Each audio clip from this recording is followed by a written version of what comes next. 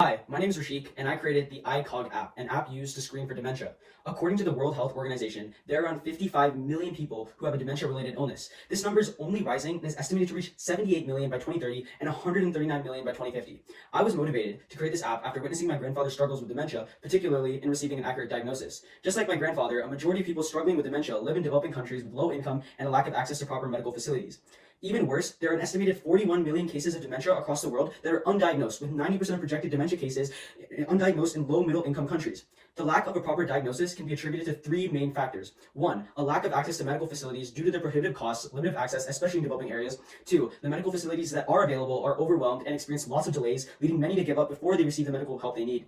And three, the main culprit, the stigma that's associated with visiting a doctor due to a lack of understanding and public awareness of the disease. Around 1 in 3 people believe that there's nothing that can be done about dementia. Many are unwilling to acknowledge that they even have a problem. They refuse to seek help.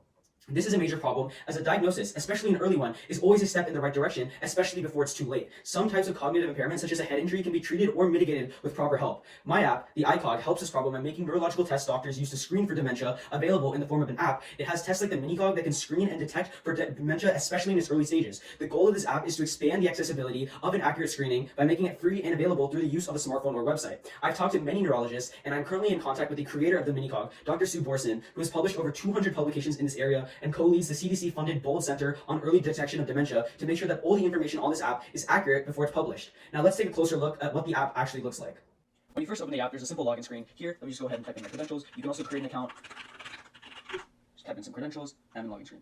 Once you're logged in, you're presented with a dashboard that looks like this. It's split up into 4 sections. The first section is a risk evaluation, where you can take several risk evaluations, such as a mini-cog test to screen for dementia. The second section is a training section, where you can see important information and helplines. All the resources can be seen from the references page, where you can click learn more and see where all the information is coming from. Then you can also see the reports, which shows your test scores over a period of time. And finally, the settings page, which allows you to change settings like accessibility features and etc., and account information. Now, if I go ahead and start a test, it reads these instructions out loud to me to make sure I'm in a good testing environment. Then it randomly shuffles 3 words out of a set of 6 words that are all clinically proven to test for dementia well and accurately. Now, if I go ahead and create a clock face,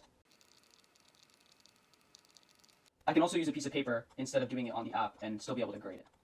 Now, do I remember at least one of the words from before? I don't remember any of them, so I click next, and then I have to grade it. So then I can full screen it, and then switch between the two, or I can split screen it, and then pick yes, click continue, and then it tells me my probability I have dementia. And then I click continue, and it updates the reports page accordingly. I created the app using a programming language called Flutter, which allows me to code in one language and deploy to iOS and Android and the web, which means I can code anywhere. I also use GitHub to manage different branches so I can work on the dark theme and work on the dashboard at the same time. I also used Firebase, which allowed me to store user information on the cloud securely using Google servers.